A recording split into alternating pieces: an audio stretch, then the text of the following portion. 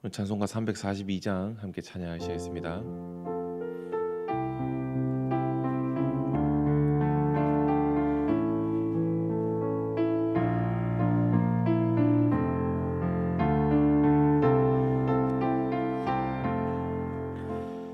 너 시험을 당해 죄 짓지 말고 너 용기를 다해 곧 물리치라.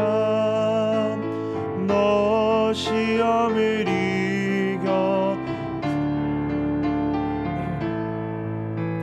주 예수를 믿어 늘 승리하라. 우리 구주의 힘과 그의 위로를 빌라. 주님 내 편에 서서 항상 도우시리. 내 친구를 삼가 잘 선택하고 너 언행을 삼가 늘 조심하라. 너 열심을 다해 늘 충성하고 온 정성을 다해 주 봉사하라. 우리 구주의 힘과 그의 위로를 빌라. 주님 내 편에 서서 항상 도우시리. 잘 이기는 자는 상 받으리니 너 낙심치 말고 늘 전진하라. 내 구세주 예수 힘 주시리니 주 예수를 믿어 늘 승리하라.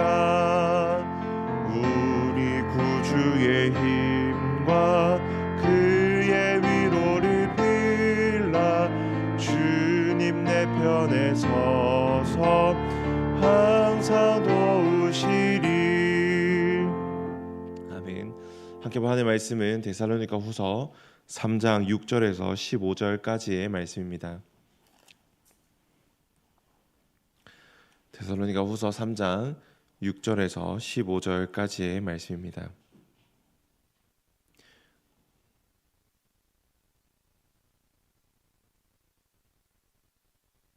우리 한 절씩 교독하고 마지막 함께 읽도록 하겠습니다.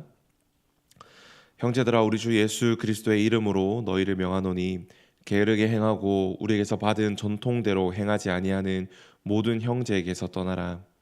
어떻게 우리를 본받아야 할지를 너희가 스스로 아나니 우리가 너희 가운데서 무질서하게 행하지 아니하며 누구에게서든지 음식을 값없이 먹지 않고 오직 수고하고 애써 주야로 일함은 너희 아무에게도 폐를 끼치지 아니하려 함이니 우리에게 권리가 없는 것이 아니요 오직 스스로 너희에게 본을 보여 우리를 본받게 하려 함이니라. 우리가 너희와 함께 있을 때에도 너희에게 명하기를 누구든지 일하기 싫어하거든 먹지도 말게 하라 하였더니 우리가 들은즉 너희 가운데 게으르게 행하여 도무지 일하지 아니하고 일을 만들기만 하는 자들이 있다 하니 이런 자들에게 우리가 명하고 주 예수 그리스도 안에서 권하기를 조용히 일하여 자기 양식을 먹으라 하노라. 형제들아, 너희는 선을 행하다가 낙심하지 말라. 누가 이 편지에 한 우리 말을 순종하지 아니하거든 그 사람을 지목하여 사귀지 말고 그로 하여금 부끄럽게 하라. 그러나 원수와 같이 생각하지 말고 형제같이 권면하라. 아멘. 오늘은 데살로니가 후서 마지막 권면의 장면입니다. 사도 바울은 데살로니가 후서를 정리하면서 또 끝을 맺으면서 성도들에게 게으르지 않는 생활을 하도록 권면하고 있습니다. 본문에서 전달하고자 하는 이 게으르지 않는 생활이라는 것은 열심히 자기의 맡은 일들을 하는, 또 최선을 다하는 삶을 이야기합니다. 그리고 또 열심히 일을 하여서 남들에게 폐를 끼치지 않고 자기가 먹을 양식을 스스로 책임지는 그런 삶들을 이야기하고 있는 것입니다. 본문에서 이런 생활을 하도록 권면하는 이유는 어, 데살로니가 교회의 교인들 중에 게으른 삶을 살아갔던 사람들이 있었기 때문입니다. 그러니까 우리가 생각하는 그런 게으른 삶의 모습보다는 어, 잘못된 교훈을 또 잘못된 말씀을 잘못된 생각으로 또 잘못 받아들였기 때문에 그 말씀을 맹신하면서 일어났던 게으른 삶이라고 볼 수 있습니다. 그들은 그런 게으른 삶들을 살아가면서 자신이 하던 일들을 그만두고 사람들에게 얻어먹거나 혹은 사람들이 거저 주는 것으로 생활하는 그런 삶들을 살았기에 그런 삶에서 벗어나 자기의 생애를 또 자신의 삶을 스스로 책임질 수 있는 일을 하라는 권면을 바울은 하고 있는 것입니다. 한국에 1992년도에 종말의 때가 온다는 것을 믿는 사람들이 있었습니다. 그래서 그들은 자신의 재산을 다 처분하고 교회에 바치고 자신의 직장과 일을 그만두고 아이들을 학교에 보내지 않고 그 마지막 날을 기다렸던 사람들이 있습니다. 이런 사람들의 모습과 흡사한 몇몇의 교인들이 데살로니가 교회에 있었다라는 것입니다. 주님의 재림을 열망하는 것은 좋고 또 주님의 재림을 기다려야 하는 것은 맞지만 그 열망이 지나쳐서 우리의 일상생활을 망가뜨리는 것은 옳지 않은 모습임을 바울은 지적하고 있는 것입니다. 밤에 도적같이 오실 주님을 영접할 모든 성도들은 주님이 언제 오시는지 그 오신 날까지 자신의 삶을 또 우리에게 주어진 그 일상생활의 일들을 열심히 하며 살아가야 한다는 것이 바울의 권면입니다. 우리 6절 말씀을 살펴보겠습니다. 형제들아 우리 주 예수 그리스도의 이름으로 너희를 명하노니 게으르게 행하고 우리에게서 받은 전통대로 행하지 아니하는 모든 형제에게서 떠나라. 아멘. 오늘 이 권면을 두 가지로 살펴보면 첫째는 게으른 자에게서 떠나라, 둘째는 일하라입니다. 먼저 게으른 자에게서 떠나라라는 말씀을 살펴보겠습니다. 사도 바울 일행은 데살로니가 교회 성도들 중에 어떤 이들이 도무지 일을 하지 않고 이 집 저 집 돌아다니면서 남의 가정에 먹을 것을 구하고 그렇게 폐를 끼치며 살아가는 자들이 있었다라는 소식을 듣게 되었습니다. 그래서 사도 바울은 이런 자들을 두고 게으른 자들이라고 이야기를 합니다. 남들은 다 열심히 일해서 자기의 먹을 양식을 스스로 해결하고 있는데 자기 혼자 믿음이 뛰어난 것처럼 일을 하지 않고 그저 재림하실 주님을 기다리기만 하는 이런 자들이 자신은 주님의 재림을 기다리는 믿음이 뛰어난 사람이다라고 이야기하며 그저 얻어먹기만 하는 교인이 있다면 교회와 성도들 사이에 그 사람 때문에 마음이 불편한 일들이 얼마나 많겠습니까?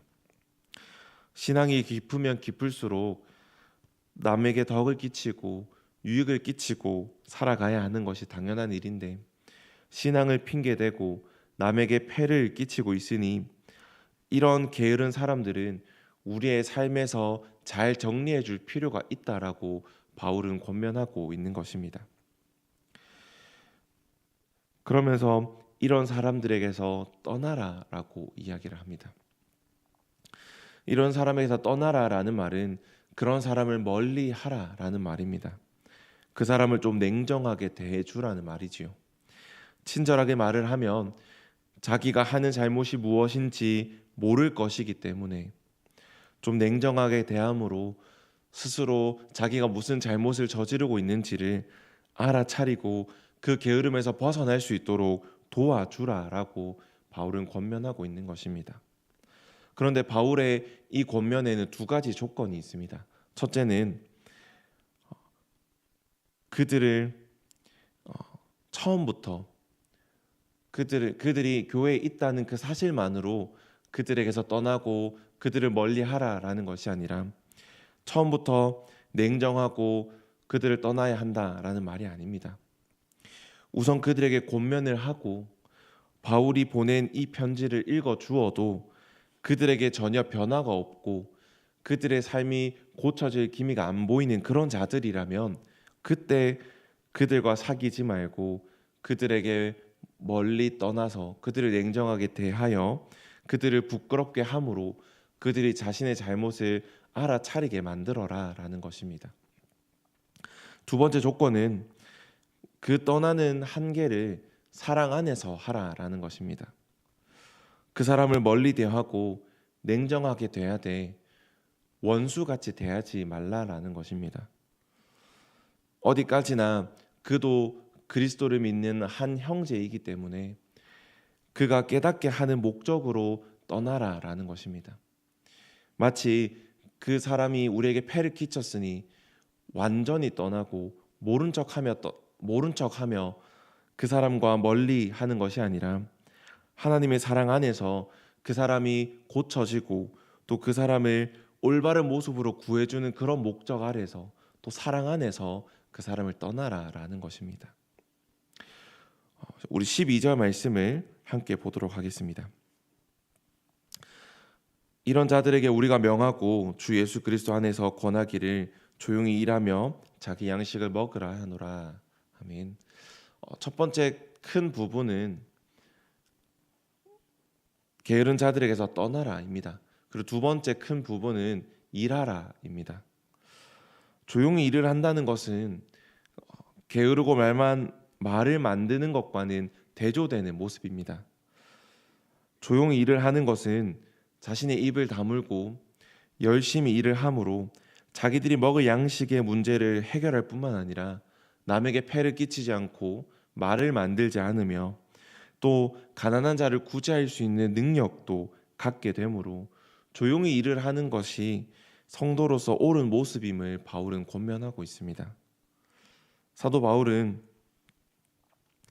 이런 모습을 권면하면서 자신의 모습을 자신에게 있었던 일들을 이야기합니다. 사도 바울이 데살로니가 교회에서 복음을 전할 때에 데살로니가 교회로부터 아무런 재정적 도움을 받지 않고 스스로 일을 하면서 자신의 생활비를 해결했던 것을 강조하면서 자신을 본받으라라고 이야기를 합니다. 사도 바울이 생활비를 받을 권리가 없어서 받지 못한 것이 아니라 이 데살로니가 교회에 아무런 폐를 끼치지 않고 또 성도 그 누구에게 아무런 폐를 끼치지 않기 위하여 자신이 일을 하였고 또 이 일하는 것을 본받아서 데살로니가 교회의 성도들이 살기를 바랬던 모습을 이야기하고 있는 것입니다. 또한 데살로니가 후서 3장 10절 말씀을 보면 우리가 너에게 함께 있을 때에도 너에게 명하기를 누구든지 일하기 싫어하거든 먹지도 말게 하라 하였다라는 이 말씀을 강조하고 있습니다. 사랑하는 성도 여러분, 우리들 오늘 주신 말씀을 통하여서 어떤 교훈과 또한 이 교훈들이 우리 삶에 어떻게 적용할 수 있겠습니까? 첫 번째는 잘못된 교훈을 분별하는 이 분별함이 우리에게 필요하다라는 것입니다. 데살로니가 교회의 이 교인 중에 일부는 바르지 않는 종말관을 가지고 있었습니다. 그리고 그 바르지 않는 종말관으로 생활하였습니다.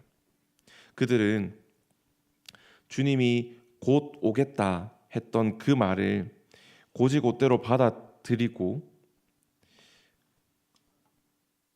지금 당장 오실 것으로 받아들이고 그들은 모든 직업과 일들을 그만두고 그들의 모든 삶을 오로지 주님의 재림에만 맞추어 살아갔습니다. 그리하여 이들이 다른 사람들에게 음식을 얻어먹고 성도들에게 거저 주는 것을 먹었던 또 그들에게 폐를 끼쳤던 이유가 바로 잘못된 이 종말관을 가지고 있었기 때문입니다.